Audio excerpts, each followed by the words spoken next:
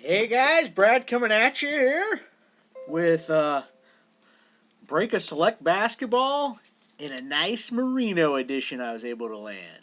So it's been a couple weeks, I think. That's a little too long. I think it's been like 2 weeks.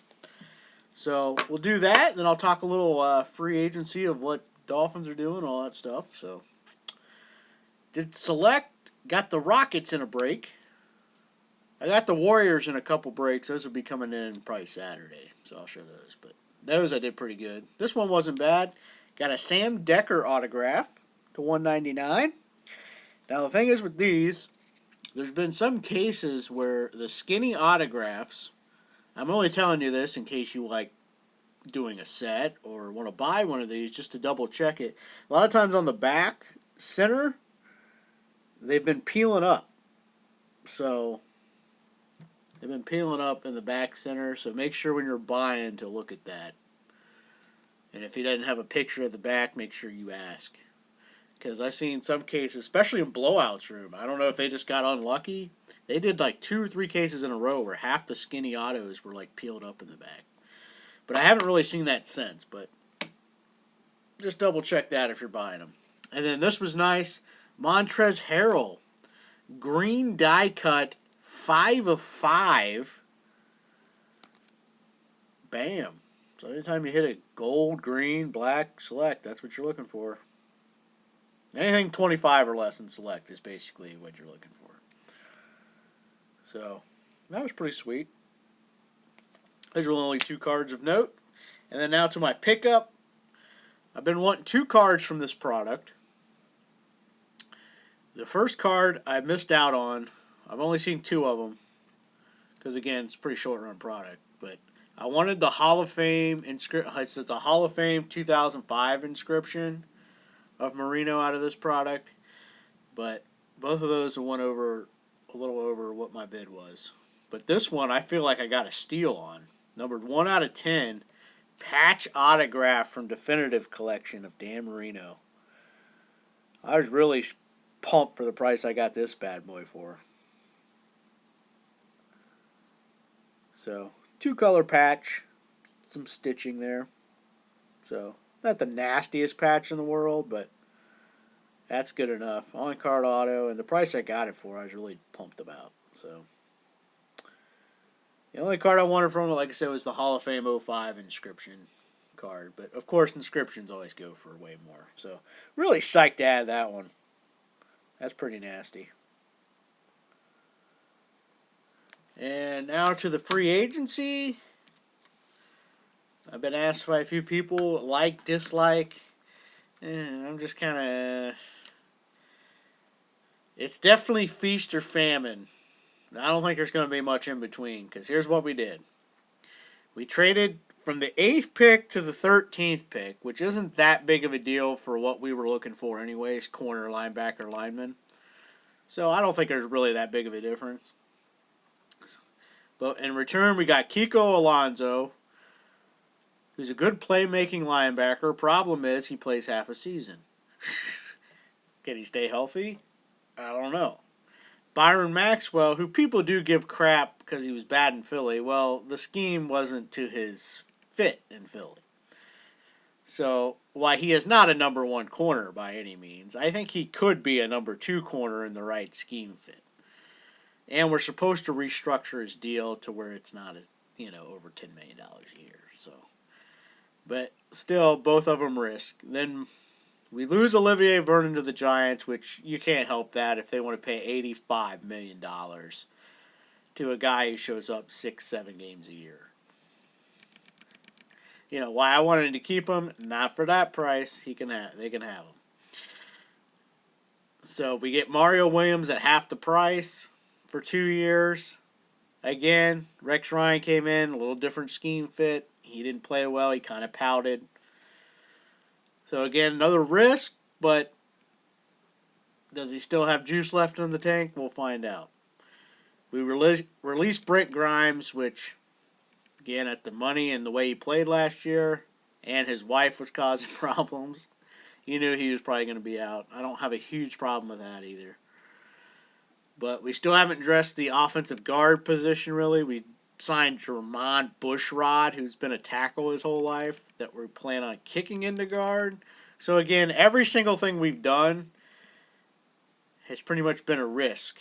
We signed Abdul Kaludis from the Lions. He's a safety. Give us some depth, special teams, compete for the job. That was fine at $3 million a year. But that was pretty much the only non-risk pickup.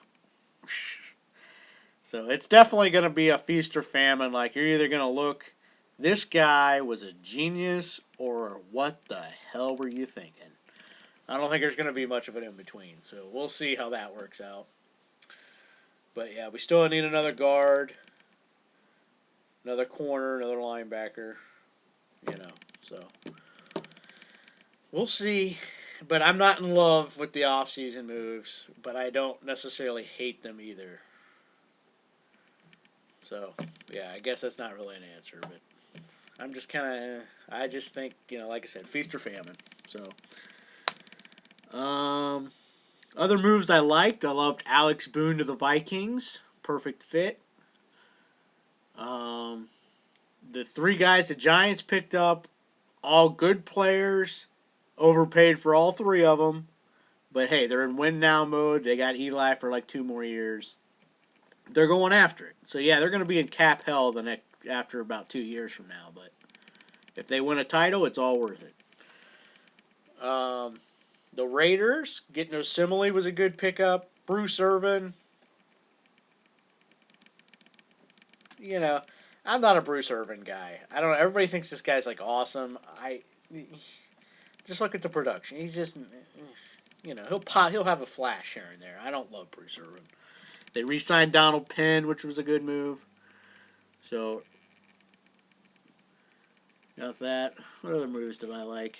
DeMarco Murray to the Titans.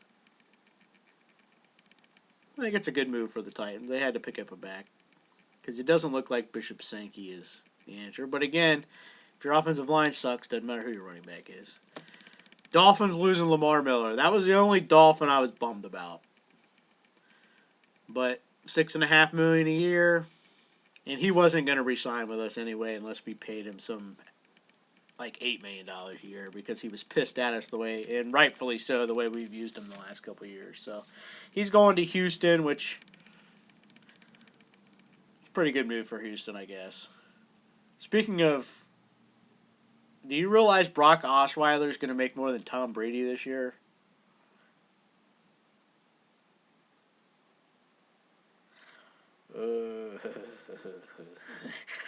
Enough said with that, I think. But, again, when Broncos benched Osweiler, the only way they were keeping him is if there was someone else that wasn't willing to pay anything, because he wasn't going to stay there once you benched him. You bench him and you go on and win a Super Bowl, he wasn't staying with you guys as long as someone else is willing to pay him. So, again, no one knows how good the kid is. I think he's just decent, but we don't really know. And at $18 million and you don't really know, I don't know. Don't love it. Ryan Fitzpatrick's still out there. And I will give it, at least teams weren't fooled. Because, of course, Fitzpatrick's looking for a nice big deal, which I don't blame him. He had a good year finally. But do you go based on the 1 year you had or your previous 10? They want to pay him based on the previous 10, not last year. And, of course, he wants paid based on last year and not the previous 10. So we'll see what he ends up getting. It'll probably be somewhere in between. I think they're offering 7. He wants like 14, 15. They'll probably get 10, is my guess. I don't know. We'll see. But it looks like it's either Broncos or Jets for him. But, yeah, I'm sure there are a lot of other moves I'm not thinking of course. But, of course, the Jaguars